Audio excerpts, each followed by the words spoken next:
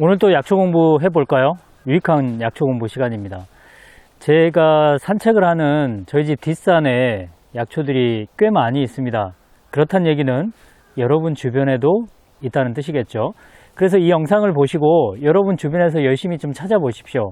충분히 발견할 수 있는 약초들입니다. 그리고 이 약초들은 여러분 실생활에도 도움이 됩니다. 특별히 오늘 소개해드릴 약초는 조선시대에 성종께서 치통을 1년간 앓았다고 하죠. 근데 밑에 있는 의원들이 치료를 못했다고 합니다. 다 잘라야 되는 거 아닙니까? 어쨌든 간에 이 1년간 치통, 이 괴롭혔던 치통에서 벗어날 수 있게 해줬던 약초입니다. 바로 만나보도록 하겠습니다. 지금 제 앞에, 여러분 앞에 보이는 이 약초는 족도리풀이라고 합니다. 여러분들이 이 길을 가다가 아주 낮게, 정말 발목 높이도 안 될 정도로 자라는 그런 약초이기 때문에 유심히 보셔야 됩니다. 더군다나 이 약초는 꽃이 잎 위에서 피지 않습니다. 잎 밑에서 핍니다. 보이지 않는다는 뜻이에요. 그래서 수정을 할 때도 바람이나 벌, 이런 곤충에 의해서 수정이 되는 게 아니고 땅을 기어다니는 개미 등에 의해서 수정이 된다고 합니다. 꽃을 좀 자세히 볼까요? 제가 좀 확대를 좀 최대한 해봤습니다. 이런 모양을 가지고 있어요. 정말 예쁘고 앙증맞고 작습니다.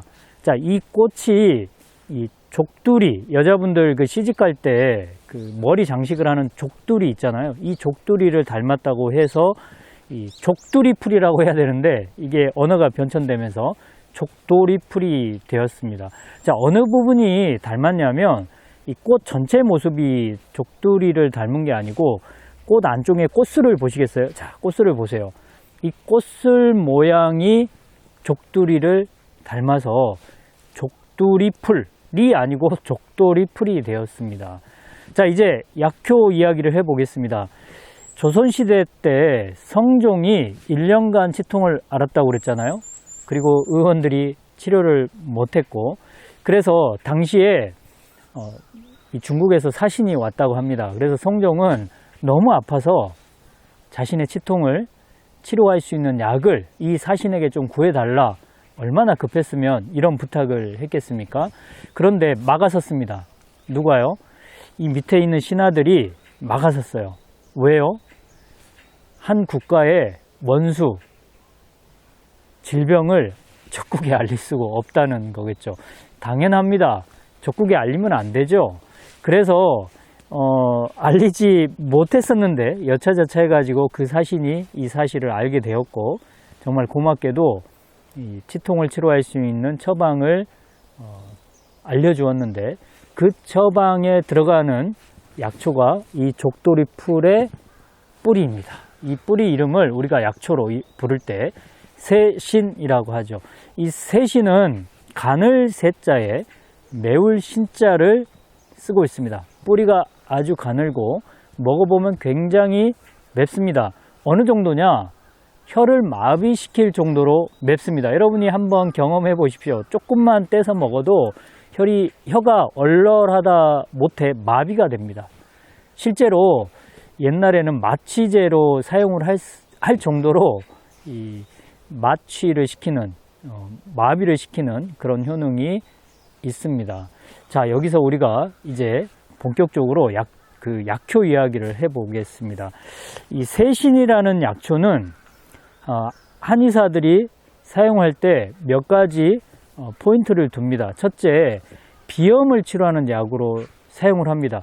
그도 그럴 것이 의사에 보면은 새신을 복용하면 막힌 구멍이 뻥 하고 뚫어진다 라는 이야기가 나옵니다. 코막힘을 뜻하는 건데요. 물론 다른 곳도 막혔을 때 쓸 수가 있습니다. 근데 우리가 현실적으로 봤을 때 코가 막혔을 때 새신을 사용을 합니다. 그리고 또 하나, 새신은 각종 통증 질환에 사용합니다. 그래서 옛날 의서에도 지통시킨다, 통증을 그치게 한다 라는 말로 표현을 해놨죠. 실제로 말초 부위가 좀 통증이 있을 때 여러 약초, 이 새신만 쓰는 건 아니고요. 두충이나 오가피나 등등 이 통증에 사용할 수 있는 다른 약초와 함께 사용을 하면은 통증을 먹게 하는 효능이 꽤 좋게 나타납니다. 자, 세 번째, 제가 이제 여러분께 강조하고 싶은 건데요.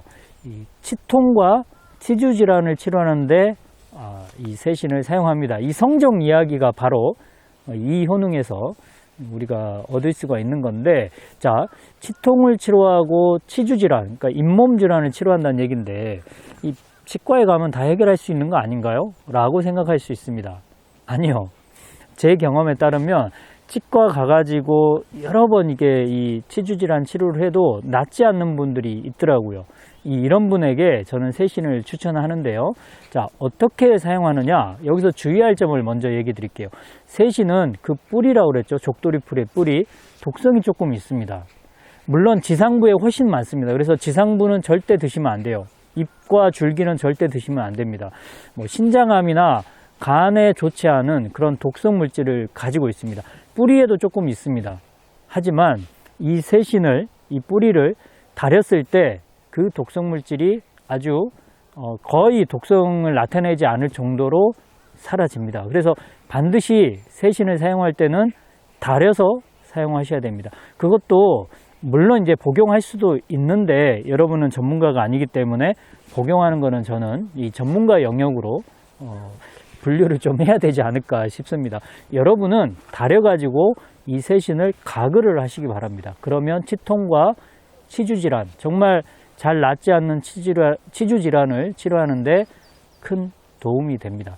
자, 오늘 여러분 족돌이 풀 그리고 그 뿌리인 세신을 소개해 드렸는데요. 도움이 됐기를 바랍니다. 자, 다시 한번 강조합니다. 지상부는 절대 나물로 먹거나 드실 생각은 절대 하지 마시기 바랍니다. 독성 물질이 있습니다. 뿌리에도 일부 있다고 그랬죠. 하지만 지상부보다는 적고 다렸을 때 거의 사라지기 때문에 큰 걱정은 안 하셔도 되지만 여러분 입장에서는 다려서 복용하는 것보다는 가글을 하는 용도로 활용하시면 좋을 것 같습니다. 자, 오늘 또 약초 공부 유익하셨죠? 항상 좋아요 눌러주시고요. 구독 안 하신 분 구독하시기 바랍니다. 저는 또 다음 시간에 돌아오도록 하겠습니다. 약초기수 조경남이었습니다.